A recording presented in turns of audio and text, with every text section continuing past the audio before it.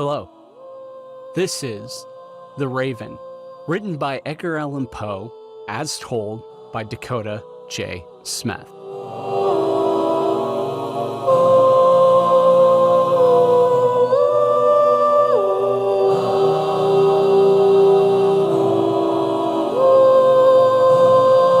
Once upon a midnight dreary, while I pondered weak and weary over many a quaint and curious volume of forgotten lore, while I nodded, nearly napping, suddenly there came a tapping, as of someone gently rapping at my chamber door. "'Tis some visitor," I muttered, tapping at my chamber door. Only this and nothing more. Distinctly I remember it was in the bleak December, and each separate dying ember wrought its ghost upon the floor. Eagerly I wished the morrow.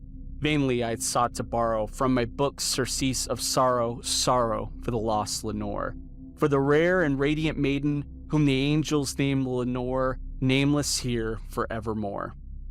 And the silken, sad, uncertain rustling of each purple curtain thrilled me, filled me with fantastic terrors never felt before, so that now, to still the beating of my heart, I stood repeating, "'Tis some visitor entreating entrance at my chamber door. Some late visitor entreating entrance at my chamber door, this it is, and nothing more." Presently, my soul grew stronger, hesitating then longer. "Sir," said I, "or madam, truly, your forgiveness I implore, but the fact is I was napping, and so gently you came rapping, and so faintly you came tapping at my chamber door, that I scarce was sure I heard you. Here, I opened wide the door, darkness there, and nothing more." Deep into that darkness peering, long I stood there wondering, fearing, doubting, dreaming dreams no mortals ever dared to dream before. But the silence was unbroken, and the stillness gave no token, and the only word there spoken was the whispered word, "I know her." This I whispered, and an echo murmured back the word, "I know her." Merely this, and nothing more. Back into the chamber turning, all my soul with me burning, soon again I heard a tapping, somewhat louder than before. "Surely," said I, "surely that is something at my window lattice. Let me see then, what thereat is, and this mystery explore. Let my heart be still a moment, and this mystery explore. 'Tis the wind, and nothing more." Open here I flung the shutter, when with many a flirt and flutter, in there stepped a stately raven of the saintly days of yore. Not the least absence made he, not a minute stopped or stayed he, but with mine of lord or lady perched above my chamber door. Perched upon a bust of Pallas just above my chamber door. Perched and sat, and nothing more. Then this ebony bird, beguiling my sad fancy into smiling, by the grave and stern decorum of the countenance it wore, "Though thy crest be shorn and shaven thou," I said, "art sure no craven, ghastly grim and ancient raven, wandering from the nightly shore. Tell me what thy lordly name is on the night's Plutonian shore." Quoth the raven, "Nevermore." Much I marveled this ungainly fowl, to hear discourse so plainly, though its answer little meaning, little relevancy bore, for we cannot help agreeing that no living human being ever yet was blessed with seeing bird above his chamber door, bird or beast upon the sculpture bust above his chamber door, with such a name as Nevermore. But the raven, sitting lonely on the placid bust, spoke only that one word, as if his soul in that one word he did outpour. Nothing further than he uttered, not a feather than he fluttered, till I scarcely more than muttered, "Other friends have flown before, on the morrow he will leave me, as my hopes have flown before." Then the bird said, "Nevermore." Startled at the stillness broken by replies so aptly spoken, "Doubtless," said I.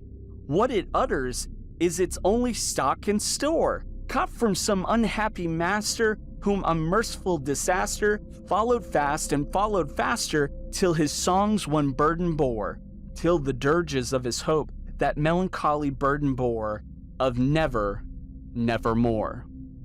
But the raven, still beguiling all my fancy into smiling, straight I wheeled a cushioned seat in front of bird and bust and door.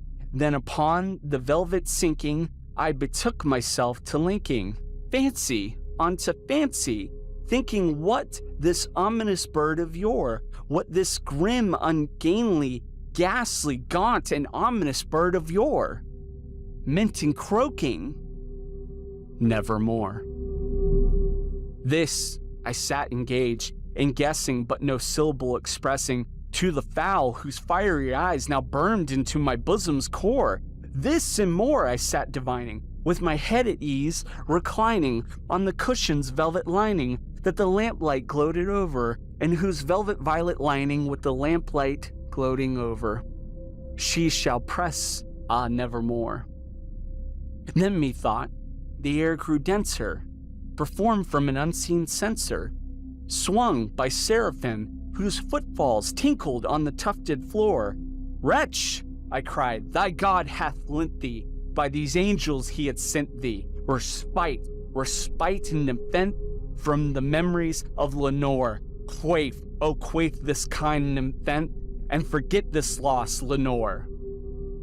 Quoth the raven, nevermore.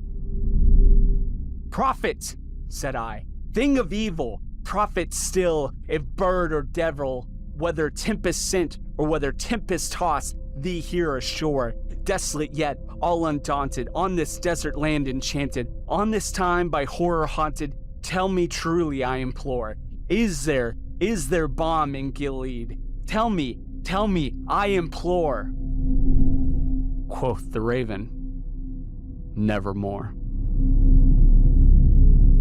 Prophet, said I, thing of evil, prophet still of bird or devil, by that heaven that bends above us, by that God we both adore, tell this soul with sorrow laden, if within the distant Aden it shall clasp a sainted maiden whom the angels name Lenore, clasp a rare and radiant maiden whom the angels named Lenore.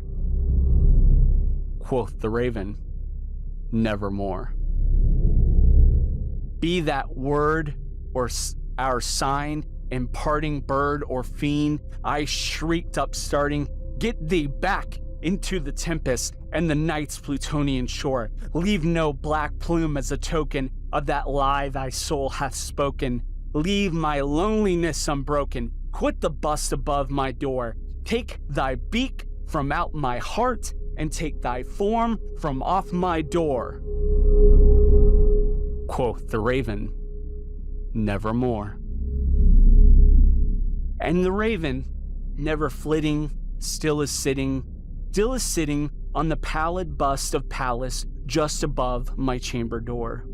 And his eyes have all the seeming of a demon's that is dreaming, and the lamplight over him streaming throws a shadow on the floor, and my soul from out that shadow that lies floating on the floor shall be lifted nevermore. And that was The Raven, as written by Edgar Allan Poe, read by Dakota J. Smith.